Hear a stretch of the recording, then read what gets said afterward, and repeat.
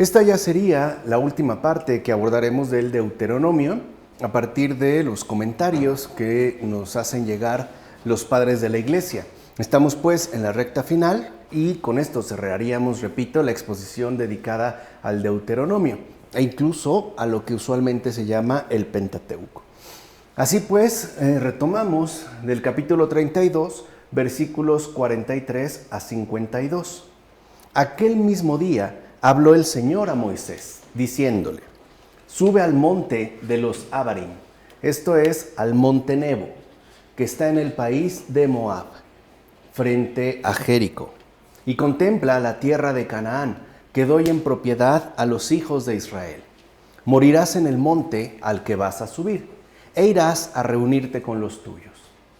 Como murió tu hermano Aarón en el monte Hor, y se fue a reunirse con los suyos. Porque me fuisteis infieles en medio de los hijos de Israel, en las aguas de Meribá de Cades, en el desierto de Sin, y no proclamasteis mi santidad en medio de los hijos de Israel. Por eso contemplarás el país desde lejos, pero no entrarás en la tierra que yo doy a los hijos de Israel. Para empezar, fíjate bien en lo siguiente. Cuando Moisés recibe el mandato de ascender al monte de Abarim para morir, no dio marcha atrás ni se entristeció por las noticias recibidas, sino que, por el contrario, subió tranquilo y con alegría, como afirma Atanasio en defensa de su fuga. Y esto creo que es algo muy importante de tener en cuenta, porque aquí se refleja la genuina fidelidad que Moisés mantiene con respecto al Señor. O sea, acepta pues la voluntad de Dios en su vida. Así esta consista, por ejemplo, en mirar de lejos la tierra que ha prometido y no necesariamente penetrar en ella. De hecho, la indicación del Señor es clara. Una vez que suba Moisés a este monte de Abarim, ahí morirá para irse a reunir con los suyos. Y esto podría haber generado algún tipo de conflicto interior en Moisés. Por ejemplo, ¿de qué sirvió tanto esfuerzo, tanto acompañamiento, tantos años dedicados a pastorear a este pueblo que me ha sido encomendado, si al final yo no voy a poder ingresar y por ende disfrutar de la tierra que el Señor ha prometido? Ahí se ve, como repito, esa fidelidad, es decir, esa postura de fe genuina que Moisés asume, puesto que ni se entristece ni se molesta por las noticias que ha recibido de parte del Señor. Al contrario, Moisés se pone en marcha, ¿no? Sigue obedeciendo al Señor, lo hace con tranquilidad e incluso va a culminar su destino de acuerdo con la voluntad de Dios con alegría. Y esto nos debería de hacer pensar a cada uno de nosotros de qué manera también asumimos las circunstancias de vida que se nos presentan a lo largo del camino. En particular, cuando hay a lo mejor puestas algunas expectativas amplias en torno a ciertos acontecimientos y estos no llegan, o bien nosotros no participamos, o al menos no directamente de ellos. ¿Qué es pues lo que ocurre en nuestro corazón? Se entristece, se irrita, se molesta, se quebranta. ¿Qué es pues ahí lo que está sucediendo? Y aquí deberíamos de fijarnos ciertamente en Moisés, en tanto acude de buena voluntad, con tranquilidad, incluso con alegría, a cumplir la voluntad de Dios en su vida, aun cuando nos resulte a lo mejor quizá sorprendente o no del todo comprensible. Veamos también esto otro. El anuncio de la muerte corporal de Moisés significó ante todo la muerte de la duda misma. Quiere decir que esta muerte de Moisés también tiene un significado mayor, o sea, tiene una mayor profundidad de significación. Sí, muerte de la duda en él, pero en el monte.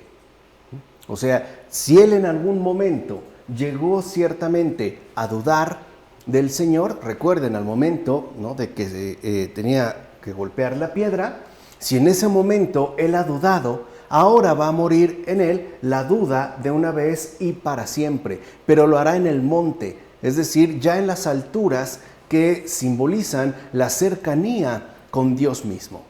¡Qué gran misterio este! ¿Acaso la muerte de la duda no es más dulce para el alma que el propio maná. Mira pues lo ocurrido. La duda nació junto a la roca y murió en el monte. Es pues en las alturas donde toda duda deja de existir, como afirma Agustín en un sermón. Veamos entonces estos elementos fundamentales.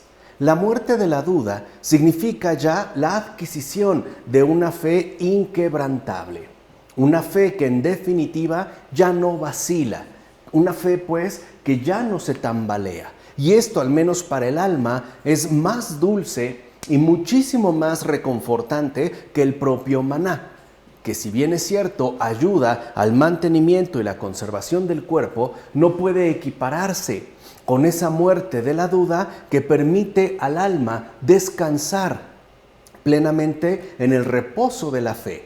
Entonces vemos cómo la duda nace junto a la roca y muere finalmente en el monte. O sea, ahí no solo se va a dar la muerte corporal de Moisés, sino también cualquier otro vestigio de incredulidad o de mínima vacilación que haya manifestado Moisés a lo largo de la encomienda que el Señor le ha señalado. O sea que es en las alturas, es decir, en una verdadera oración o ya en la contemplación, donde las dudas dejan de existir. Y es que esto en efecto es así. Cuando nosotros nos mantenemos en el nivel bajo de este mundo, lo primero que nos puede llegar a asaltar es una serie de dudas. Podemos vernos ciertamente atrapados en unos cuestionamientos caracterizados por la presencia constante e incisiva de ciertas dudas, o de unas pocas, pero ciertamente dudas. Por el contrario, conforme nosotros nos vamos elevando, es decir, conforme nosotros vamos creciendo en la vida espiritual y en la medida en la que nosotros acudimos frecuentemente a la oración y por tanto a la renovación, estas dudas que pueden ser sumamente persistentes e incluso dolorosas mientras permanecemos en el nivel mero del mundo, van dejando de existir para dar paso a la plenitud de la fe. De tal forma que nosotros también debemos, como Moisés, atravesar esta muerte de la duda de acuerdo a las indicaciones dadas por el Señor en el monte, o sea, en lo alto. Dicho brevemente, si nosotros tenemos dudas con respecto a lo que está sucediendo en el mundo actual, o con respecto al acontecer de nuestra propia existencia, o con respecto a lo que sea, lo que debemos hacer es elevar nuestro espíritu hacia el Señor. Y esto se hace mediante la oración. Debemos pues seguir el mismo recorrido que hace Moisés para subir al monte, precisamente para que en estas alturas, en el monte, acontezca la muerte de la duda que nos traerá paz. Nos dará finalmente también paz en el alma, ese descanso que una fe plena nos aporta. Finalmente, ya sabemos que Moisés golpeó la roca dudando y por eso no consideró este milagro como los otros, en los cuales ciertamente no dudó. O sea, aquí hay, digamos, también parte de la realidad concreta de Moisés. O sea, no es meramente un invento literario, no es un personaje inventado, es una persona real con su dimensión teológica de acuerdo a la revelación que se nos ofrece. Pero sí es cierto que él no va a considerar el milagro de la roca del mismo modo que en efecto tomó en cuenta los otros milagros acontecidos. ¿Por qué? Porque al dudar, ese milagro se ve ciertamente como adulterado, se ve como deformado por la incredulidad propia de Moisés, lo cual pondría en entredicho la realidad misma del Señor. Por eso vemos que esto ofendió a Dios y por eso mereció oír que moriría antes de entrar en la tierra prometida. Y esto es a la vez, digamos, como un señalamiento importante de tener en cuenta, porque no se trata de que sea un castigo impuesto, sino que se está señalando una consecuencia derivada de la incredulidad. O sea, si nosotros mantenemos dudas a lo largo de nuestro recorrido espiritual y no subimos al monte para experimentar la muerte de la duda, en definitiva no vamos a entrar en la tierra prometida. en el descanso que el Señor nos ofrece y que es en efecto fruto de una fe consolidada. Por eso es que en el caso de Moisés se señala lo fundamental, y es que en aquella ocasión no tuvo la confianza que debió tener. Y allí es también donde la duda más nos suele atacar, es decir, con respecto a la confianza que debemos tener en el Señor. Cuando las cosas se complican, cuando las circunstancias quizá no se dan como nosotros esperamos, las dudas pueden hacer un acto de aparición y por lo regular es casi inmediato. ¿Por qué? Porque la duda carcome la confianza que el alma debe mantener incluso en las situaciones difíciles. Es más, si somos sinceros y reconocemos con honestidad que las cosas no se están dando tal y como nosotros esperamos, es porque el Señor a la vez nos está invitando a tener una confianza mayor. No debemos pues nosotros limitar nuestra confianza puesta en Dios a las circunstancias que nos resulten aceptables o convincentes.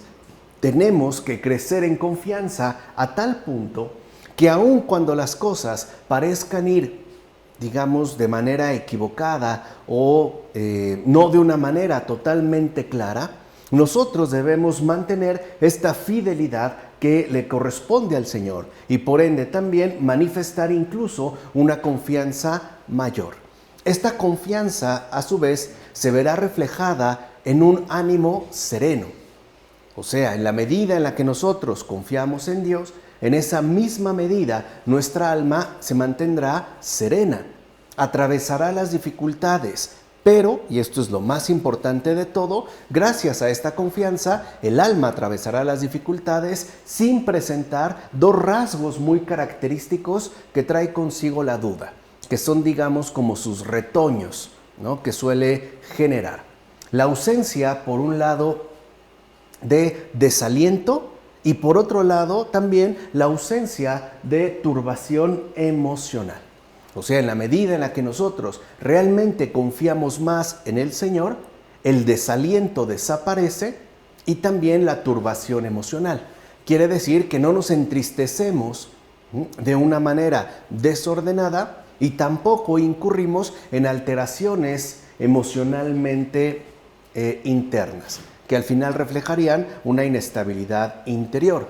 Por eso el Señor a lo que nos invita es a no dudar, o dicho de manera mucho más precisa, a lo que el Señor nos invita siempre es a confiar ciegamente en Él. Porque si nosotros no confiamos, si nosotros dudamos, aunque sea mínimamente, no vamos a poder entrar en la tierra prometida. O sea, en el cielo, ya aquí en la tierra, en la presencia viva del Señor que traerá consigo la paz del alma. Capítulo 33, versículos 1 a 29. Esta es la bendición con que Moisés, hombre de Dios, bendijo a los hijos de Israel antes de morir. Y vean qué bonita bendición y qué cargada está ciertamente de luz. Dijo entonces: desde el Sinaí ha venido el Señor, desde Seir ha brillado para ellos, ha iluminado desde el monte Parán, ha llegado hasta Meribá de Cadés, desde el mediodía hasta Sedot. Cuán amante eres de los pueblos, pues todos sus santos están en tu mano. Ellos están postrados a tus pies, pero son alzados por tus palabras. Viva Rubén y jamás muera, aunque sus hombres sean pocos. Dijo respecto a Leví: tus Tumín y tus Urim sean para tu hombre fiel, al que probaste en Masá, junto con quien luchaste en las aguas de Meribá. El que dijo a su padre y a su madre: no os conozco. El que ignoró a sus hermanos y no reconoció a sus hijos, pues han guardado tus palabras y han observado tu alianza. Y dijo respecto a José: bendita del Señor es su tierra, como primogénito de toro, a él la grandeza. Sus cuernos son como cuernos de búfalo, con ellos embiste a los pueblos, a todos juntos, hasta los extremos de la tierra. Tales son las miriadas de Efraín, así son los millares de Manasés. y dijo respecto a Dan: Dan es cachorro de león que salta desde Basán. Dijo respecto a Neftalí: Neftalí, saciado de favores y lleno de las bendiciones del Señor. Suyo es el mar y el mediodía. Y dijo respecto a Aser: bendito entre los hijos es Aser. Sea el favorito de sus hermanos y bañe en aceite sus pies. De hierro y bronce sean tus cerrojos y tu vigor tanto como tus años. Veamos. Por su sacerdocio, Moisés quiso absolver a Rubén, que había cometido una transgresión y había pecado, ya que había yacido con Bilhá, la concubina de su padre. O sea, como sacerdote, Moisés en efecto quiere la absolución de Rubén, quiere para Rubén el perdón de su pecado y por ende la reconciliación con Dios, para que cuando se alzaran sus hermanos, él no fuera entonces separado de su número. O sea, aquí vemos cómo al menos para Moisés algo primordial es la comunión de los hermanos. Moisés no está dispuesto a que se pierda ni uno solo de ellos. Y esto tiene un fundamento mayor que la mera comunidad fraternal. ¿Por qué para Moisés es algo por demás primordial la comunión de los hermanos? Porque reconoce plenamente que Dios es Padre de todos, como menciona Frates en las demostraciones. O sea, si Dios es Padre de todos, es porque Dios mismo quiere que todos y cada uno de sus hijos se salven. Por eso hay también una alegoría a la salvación universal ya expresada neta y abiertamente en Jesucristo. Para Jesucristo, la salvación no está reservada solo a algunos.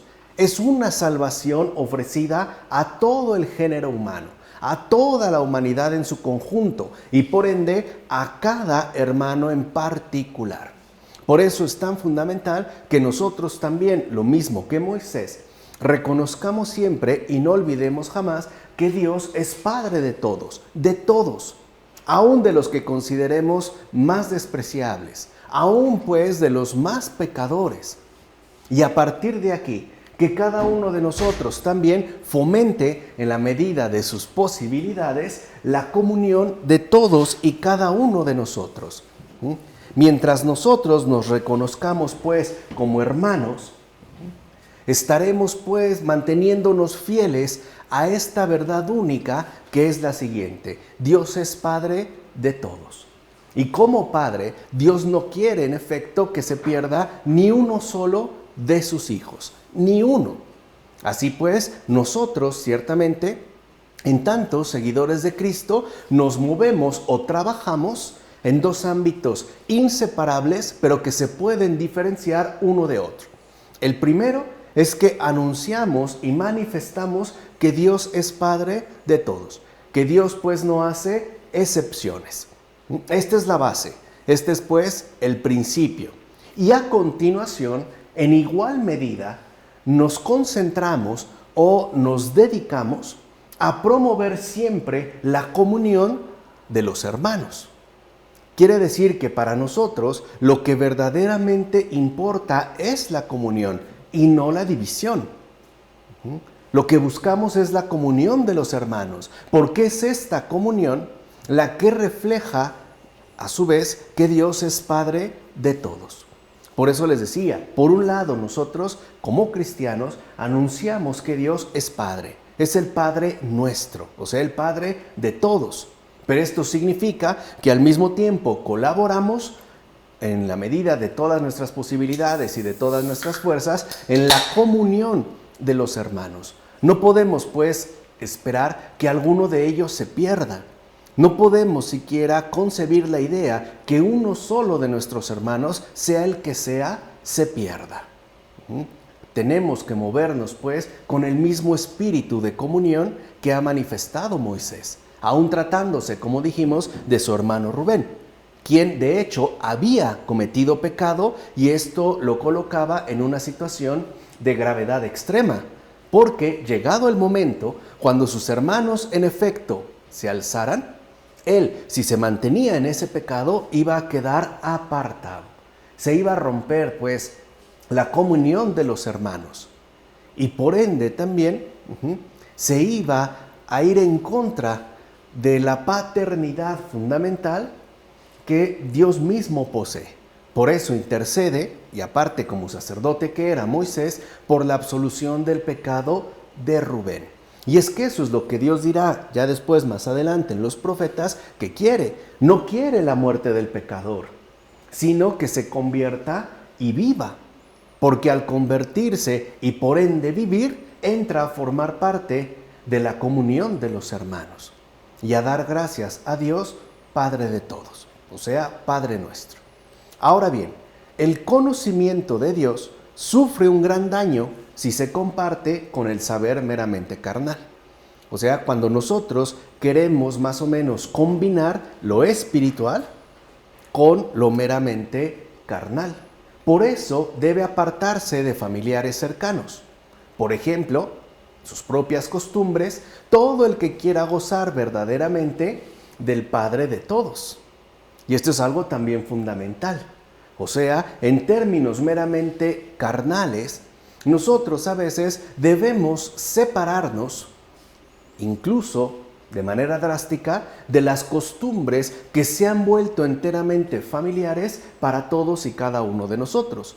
Pueden ser costumbres de comportamiento o bien costumbres intelectuales. Pero es que a veces estas costumbres, al estar demasiado carnalizadas, nos apartan del recto conocimiento de Dios. Por eso es que también a veces debemos separarnos de estas costumbres, ¿no?, arraigadas, tan familiares en cada uno de nosotros, si es que queremos gozar verdaderamente del Padre de todos. O sea, para poder pues alcanzar la verdad es necesario renunciar a uno mismo.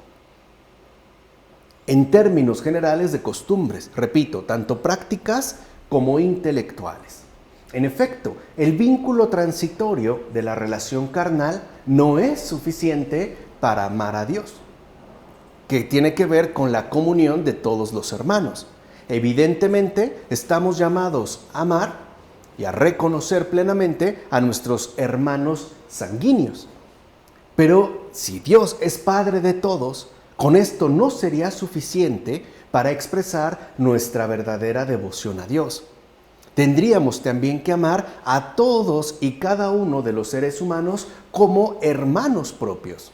Y por ende habría que apartarse muchas veces de las costumbres carnales que suelen imperar en este mundo.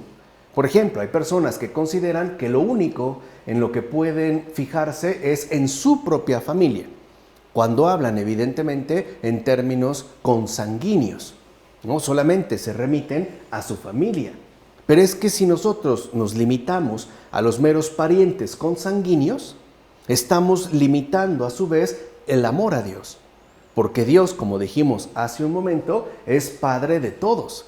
Así pues, mientras estamos en el tiempo, debemos estar más dispuestos a beneficiar a los que tenemos más cerca. Esto sí, o sea, ahí hay, digamos, un deber de Estado, ¿no? La proximidad de la gente que nos rodea, los hijos y en general los parientes. Ciertamente debemos reconocer la unión que produce la procreación terrena, y esto también es fundamental. O sea, Dios en ningún momento nos invita a renegar de la familia concreta que nos ha concedido. No, a lo que sí nos invita es a no restringir nuestro amor solo al círculo más inmediato. Por eso, si bien es cierto que debemos reconocer la unión que produce la procreación terrena, hoy hablamos de vínculos familiares, ¿no? También es cierto que debemos ignorarla cuando ésta interrumpa la elevación del espíritu, ya que a veces tal elevación se suele ver perjudicada por nuestras relaciones inmediatas. O sea, nosotros la reconocemos, pero no nos limitamos a los vínculos familiares. A veces, si por ejemplo, las relaciones inmediatas, pongamos quizá la más inmediata que tenemos, de padres y madres, y no nos ayuda a la elevación del espíritu, sino que al contrario parece atentar contra nuestro propio crecimiento creyente, ahí sí, por ejemplo, deberemos nosotros ir más allá de esto. O sea, lo que se expresa aquí es que el compromiso con Dios es algo más grande que los vínculos carnales. Esa es la idea. Y algo que el propio Señor Jesús va a confirmar en su momento. El compromiso con Dios no puede ser algo estrictamente restringido. Si bien es cierto, el compromiso con Dios, ¿no? Promueve el reconocimiento de los vínculos terrenales, no implica que nos quedemos limitados a ellos. Esto se debe a que el amor trasciende siempre hacia los bienes supremos. El amor, pues, siempre sabe conservar la rectitud del verdadero orden. Y es que a veces se puede llegar a imponer el desorden cuando nosotros nos quedamos meramente limitados a las relaciones inmediatas o bien a los vínculos familiares. Se puede atentar contra esta rectitud. Por eso se debe poner gran cuidado para que no se deslice la sugestión de la carne y aparte el pie del corazón del recto camino. Y aquí eso es parte también de nuestro crecimiento creyente. A veces puede darse la sugestión de la carne a partir de la insistencia en los vínculos familiares. Por ejemplo, ¿cómo puedes apartarte de tu padre o de tu madre? ¿O cómo es que puedes dejar a un lado, por ejemplo, a tu hermano? Claro, así, digamos, expuesto sin contexto, resultaría algo inadmisible. Pero si ponemos, ¿no?, en contexto el hecho mismo de que a lo mejor esta sugestión de la carne o este peso dado a los vínculos familiares nos está apartando del recto camino, es decir, nos está desviando del corazón, pues entonces habrá que valorar en dónde es que nosotros queremos finalmente mantenernos y conservarnos, en el amor a Dios o en el amor a los míos. O sea, ¿realmente quiero yo a Dios por encima de todas las cosas? O por el contrario, solamente quiero que Dios se acomode a mis propias medidas. Entonces, aquí lo fundamental es que no debemos permitir que se debilite en cada uno de nosotros el vigor del amor eterno. Y esto sí suele suceder de manera bien ordinaria. A veces nuestras relaciones carnales debilitan el vigor del amor eterno. Y puede hacerlo de una manera muy sutil. Por ejemplo, prefiero hoy quedarme, ¿no?, a lo mejor el domingo, prefiero quedarme a ver una película con mis hijos en lugar de asistir a la celebración litúrgica. De entrada pareciera que no tiene nada de malo. Estamos con la familia. Sí, pero ¿cómo se encuentra nuestro vigor con respecto al amor eterno?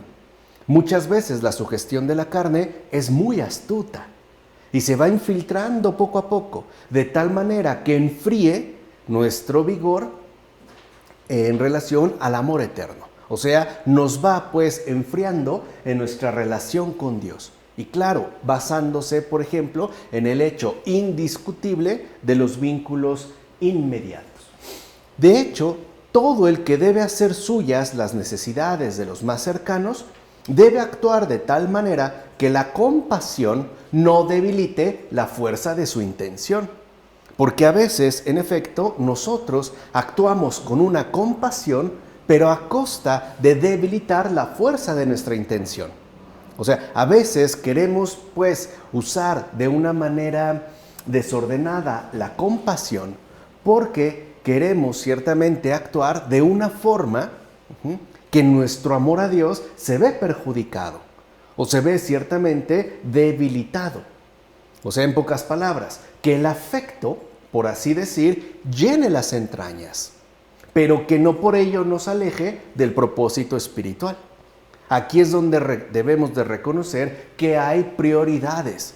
Y la prioridad fundamental son los bienes eternos, o sea, todo aquello que contiene el propósito espiritual. Y en relación al propósito espiritual es que deben de estar orientados todos y cada uno de nuestros afectos, plenos, llenos, pero que no sean obstáculo o impedimento para cumplir debidamente nuestro propósito espiritual, o sea, el amor a Dios.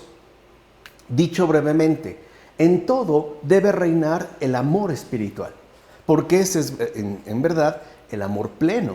Este es el recto camino. Cuando nosotros debilitamos el amor espiritual y entonces nos dejamos, ¿no?, enfriar poco a poco por el amor carnal, nos salimos del camino recto y podemos empezar a atravesar desviaciones de las cuales será bastante difícil salir. Y más aún, mientras más nos hayamos adentrado en el desvío, o sea, en el extravío. En síntesis, ese es también aquí el mensaje fundamental que nos menciona Paterio en la explanación al Deuteronomio, que la relación carnal no desordene la prioridad espiritual. Eso es algo que debemos de tener muy claro.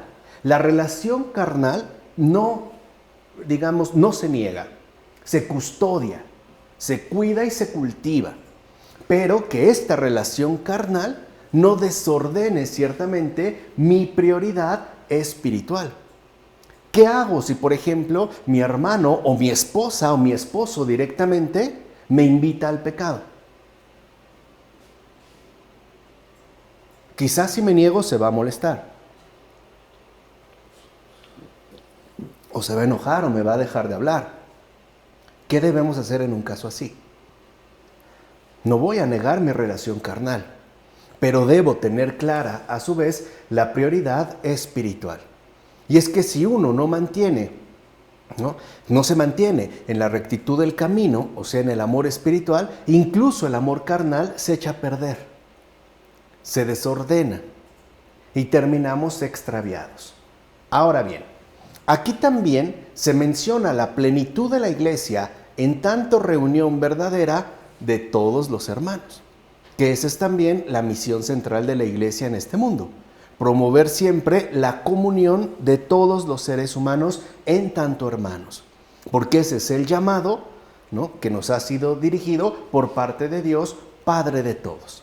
En efecto, 10,000 de Efraín y 1,000 de Manasés, dice la Escritura, ¿no? Es decir, solo Dios domina sobre los judíos y sobre los gentiles.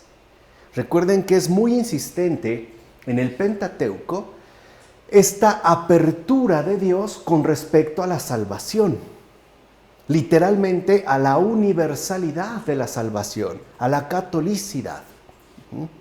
Dios es el único que domina tanto sobre judíos como sobre los gentiles.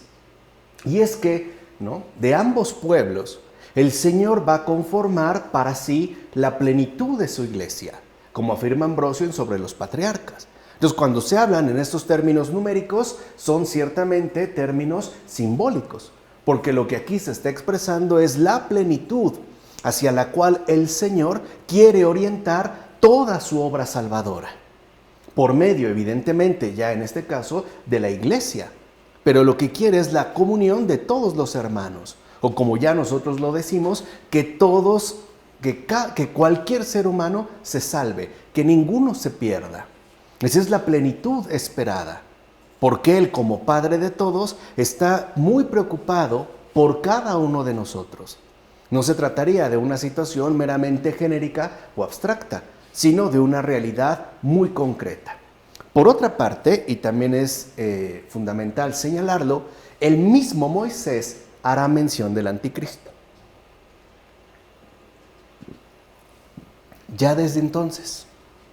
En efecto, Dedán dijo que era un cachorro de león que huye de Basán.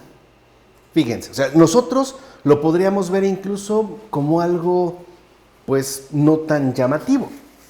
Pero si atendemos un poquito, veremos el contenido que tiene. Según la lengua griega, de la que deriva la traducción latina, debemos entender que el mismo Dan se hace una serpiente agazapada sobre el camino. O sea, que de acuerdo con la lengua griega, de la que se ha realizado la traducción latina, que a su vez remitiría, pues, al hebreo, Dan haría referencia a una serpiente agazapada sobre el camino.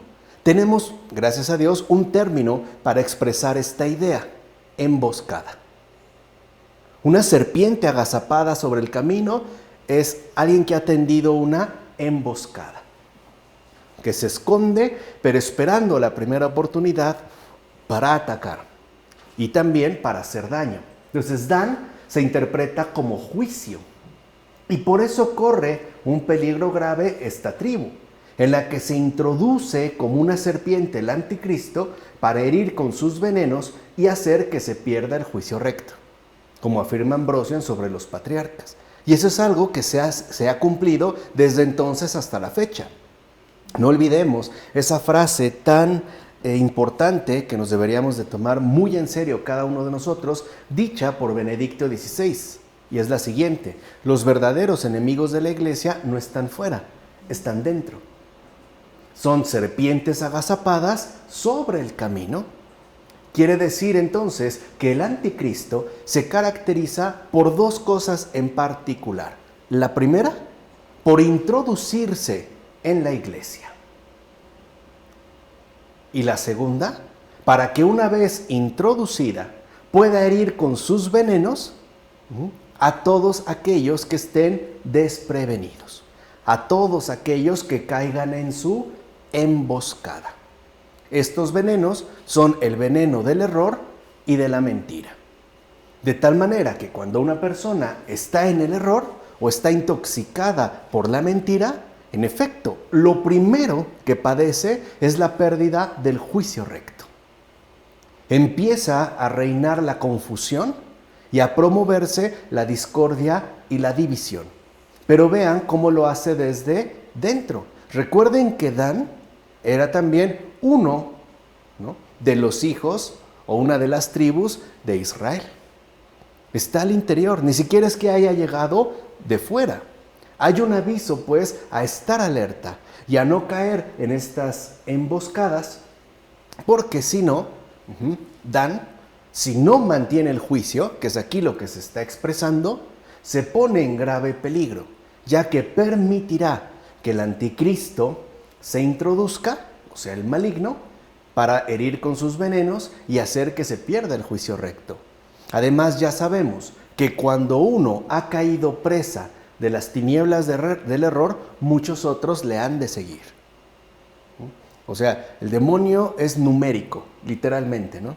No va por uno, va por muchos, pero escogerá aquel que más ganancias le pueda reportar. Por eso hay que estar alerta. Bueno, como menciona Ambrosio en Sobre los Patriarcas, ciertamente ungir con aceite significa lo siguiente: es la unción que la Iglesia realiza para que sus hijos reciban el señorío de Cristo. De hecho, con este aceite se ungió a los mártires para limpiar de ellos el polvo del mundo. Con este aceite, además, se ungió a los confesores para que no se dieran a la fatiga ni sucumbieran al cansancio. O sea, aquí hay una clara alusión a la unción, que está simbolizada ciertamente por el aceite. Una unción que a su vez ha sido delegada a la Iglesia, porque es con esta unción, ¿no?, con la que nosotros recibimos el señorío de Cristo, o sea, el pasar a convertirnos en hijos de Dios. Lo mismo que veían, por ejemplo, los padres en el caso de los mártires. Habían sido ungidos con este mismo aceite para dar testimonio de la verdad y por ende para quedar limpios del polvo del mundo. Lo mismo, por ejemplo, en el caso de los confesores, porque las confesiones son cansadas. Nosotros no lo vemos, pero estar no solo sentado, escuchando, ¿no?, las suciedades del alma, agobia. Sí cansa. Es como un médico que estuviera escuchando todo el tiempo hablar de enfermedades y de malestares y de quejas y esto, sí cansa. Bueno, en este caso, en términos espirituales, pues el Señor nos ha concedido esa unción con el aceite. De hecho, con este mismo aceite, la propia Iglesia fue ungida para que no se dejara vencer por el ardor maligno de este mundo. Quiere decir que entonces la Iglesia, ¿no?, en tanto constitución de miembros vivos, de piedras vivas, sí tiene la posibilidad de no dejarse vencer por ese ardor maligno que nos sugiere o que nos quiere transmitir este mundo. Nosotros sí tenemos, pues, lo necesario para no dejarnos vencer, para no dejarnos atrapar, en particular por el ardor maligno de este mundo, como también menciona Ambrosio en una de sus cartas. Y esto tiene incluso una referencia física muy particular. Recordemos que en la antigüedad, cuando una persona recibía o padecía alguna quemadura, para minorizar el ardor se le ponía aceite, generalmente algún aceite puro, para traer en este caso alivio y consuelo. Entonces la Iglesia también nos brinda esta unción en términos de consuelo, de alivio, con respecto a ese ardor, a esa quemadura maligna que el mundo pretende imponernos a todos. Por último, al hablar de hierro y bronce, se está haciendo referencia a la vocación del predicador, que es otra de las dimensiones que también ya se han anunciado y que resultan ser fundamentales. En efecto, el hierro representa la virtud y el bronce la perseverancia. O sea que el predicador, y como yo ya les había dicho en una ocasión anterior, es decir, el creyente, cualquier creyente, debe de mantener estas dos cualidades. En primer lugar, debe tener una virtud firme, indoblegable, como el hierro. Y además, esta misma virtud debe mantenerla en pie, pase lo que pase. Y así es como accedemos al bronce, o sea, a la perseverancia. Así pues, se dice que sus cerrojos son de hierro y de bronce, cuando su predicación ofrece al mismo tiempo agudeza y constancia. No podemos hablar a la ligera. Eso es algo fundamental. O sea, necesitamos, ¿no?, mantener a la palabra en la dignidad que le corresponde. O sea, no nos podemos dejar llevar por la mera palabrería, por el ruido, sino que la predicación debe de tener, por un lado, agudeza. O sea, debe de ir a lo esencial y darnos luz. Y por otro lado, debe de ser también una predicación caracterizada por la constancia. No se puede estar diciendo una cosa y luego otra y luego otra. Debemos de permanecer fieles a la verdad. De hecho, con el hierro de la predicación se atraviesan las maldades de los adversarios. Recuerden que la predicación también es una lucha espiritual con los demonios. Y esto es algo importante de tener en cuenta. Y esto es por una parte. Cuando la predicación, en efecto, contiene hierro, entonces es este hierro el que desbarata, ¿no?, las maldades, las trampas de los demonios, que son, ya lo hemos dicho, nuestros únicos y verdaderos enemigos. De ahí en fuera, todos son nuestros hermanos.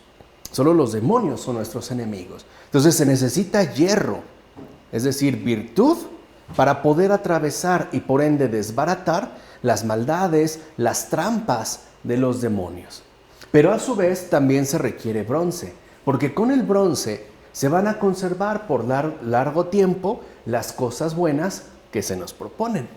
No será pues una palabra hueca, sino una palabra sólida capaz de atravesar los tiempos, como de hecho ocurre con los padres de la Iglesia. Piensen, hace cuántos siglos, ¿no?, casi 2 milenios, dijeron esto. Tienen hierro, tienen bronce, al grado de que se han mantenido por mucho tiempo, sin perder nada de su brillo ni de su relevancia. Bueno, como afirma Paterio en la explanación al Deuteronomio. Capítulo 34, versículos 1 a 12.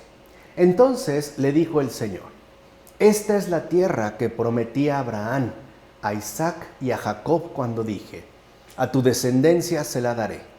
Te la dejo contemplar con tus ojos, pero no entrarás en ella. Ya habíamos visto al inicio por qué. Allí murió Moisés, siervo del Señor, en el país de Moab, como había dispuesto el Señor. Él, o sea, el Señor, lo enterró en el valle, en tierra de Moab, frente a Bet Peor, sin que nadie haya conocido el lugar de su sepultura hasta hoy. Tenía Moisés 120 años cuando murió, pero no se había enturbiado su vista ni había perdido su vigor. Los hijos de Israel lloraron a Moisés en las estepas de Moab durante 30 días, cumpliendo así el tiempo de duelo por Moisés. Josué, hijo de Nun, estaba lleno de espíritu de sabiduría, porque Moisés había impuesto sus manos sobre él. Los hijos de Israel le obedecieron y actuaron conforme al Señor le había mandado a Moisés. Así es como termina el Deuteronomio. Fíjense dos rasgos fundamentales: la muerte de Moisés, pero no es una muerte cualquiera, ahorita lo vamos a ver. Y en segundo lugar, se da este traspaso de Moisés a Josué. Aparece pues el continuador. No es pues Moisés la figura central, sino aquel que seguirá adelante. En este caso, Josué. Mira, a Moisés solamente un pecado le reprochó Dios en esta vida. Uno, solamente un pecado Dios mismo le reprochó a Moisés en esta vida. No obstante, Él mismo lo perdonó antes de la muerte para que descansara en paz. Acuérdense cuando hablamos al inicio del monte y lo que significaba experimentar la muerte de la duda. Así pues, lo importante no es tanto el pecado de Moisés, porque a veces tendemos, a enfatizar un aspecto que no es el principal. Por ejemplo, el pecado cometido por Moisés, o el hecho de decir que al final no entró en la tierra prometida, como si esto fuera el punto culminante, y no. Lo importante es la atención que Dios mismo tuvo con él hacia el final.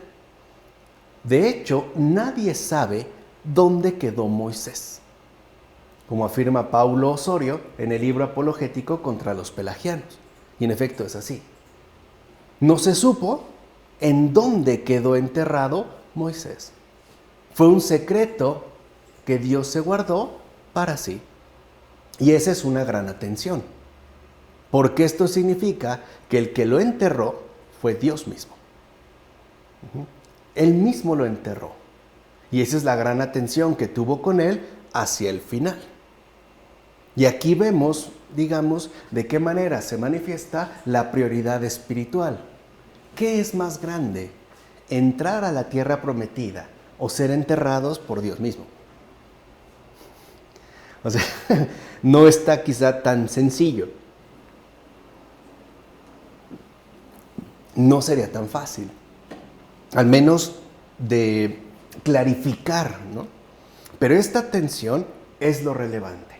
Así pues, bien podemos decir que la muerte de Moisés fue aún más elevada que su propia vida. Y eso es lo que a veces se comenta poco o no se explicita lo suficiente. En efecto, al llegar a la cima del monte, no dejó tras de sí en la vida ni un rastro, ni un sepulcro de la pesadumbre terrena. Nada. Todo en él se hizo entonces celeste. ¿Se entiende? No quedó ningún vestigio terreno de Moisés. Todo él se convirtió en algo celeste. De hecho, Moisés no había perdido la fuerza de la belleza por el paso del tiempo. Y se mencionan dos factores que a nosotros nos son muy importantes conforme avanzan los años: la vista y el vigor en el andar. O sea, no usaba ni bastón y tenía una vista completamente sana y normal. No había perdido nada de su vigor. Y esto es un vestigio de su verdadera condición. Es más, a pesar de poseer una naturaleza cambiante como lo es la humana, ciertamente nosotros cambiamos desde que somos bebés hasta que alcanzamos una edad madura, incluso al momento de la muerte. No obstante, Moisés, a pesar de esta naturaleza cambiante, se va a mantener inmutable en su grandeza. Se ha mantenido, pues, fiel al Señor, y nadie podrá alterar el enorme don que Dios mismo le concedió, como afirma Gregorio de Niza en Sobre el título de los Salmos. Por eso no leemos de Moisés, como sí se lee de todos los demás, que haya muerto por falta de fuerzas. En el caso de Moisés no es por eso, no es porque ya hubiese llegado a la ancianidad, ¿no?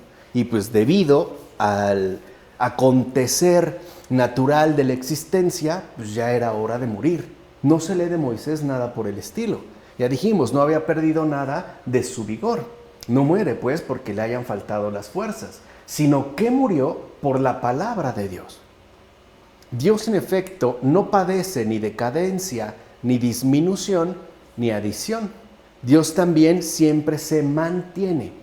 Por eso la Escritura añade: nadie hasta hoy sabe dónde está su sepultura. No se sabe. Y esto, para que tú comprendas que Moisés, más que padecer la muerte, ha sido transportado al cielo. Como lo dijimos, no deja ni un vestigio terrestre. Todo a partir de entonces en Moisés tiene ya un carácter celeste. O sea, ahora la verdadera condición de Moisés es espiritual. Entonces murió por la palabra de Dios, es decir, según un don de gracia. En efecto, Moisés fue transportado al cielo, no abandonado sobre la tierra.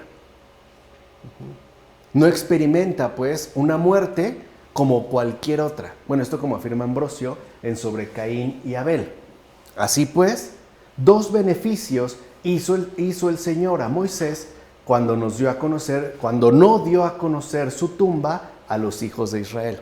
Fíjense, los hijos de Israel no supieron dónde quedó. Pero con ello, el Señor le hizo dos beneficios a Moisés. En primer lugar, Moisés mismo se alegró porque sus enemigos no lo sabrían y por tanto no profanarían los huesos de su tumba. Ese era el primer beneficio. Sus enemigos no iban a poder profanar sus huesos. No iban pues no iban a cometer acciones sacrílegas o impías. Ese es el primero. Y en segundo lugar, los hijos de su pueblo tampoco lo sabrían y por ende no harían de su sepultura un lugar de adoración, como afirma Frates en sus demostraciones. O sea que estos dos beneficios que el Señor concede a Moisés son, por una parte, uno externo, en base a los adversarios de Moisés, y otro interno. Los propios israelitas, al no saber dónde ha quedado sepultado, no tendrían la posibilidad de incurrir en idolatría.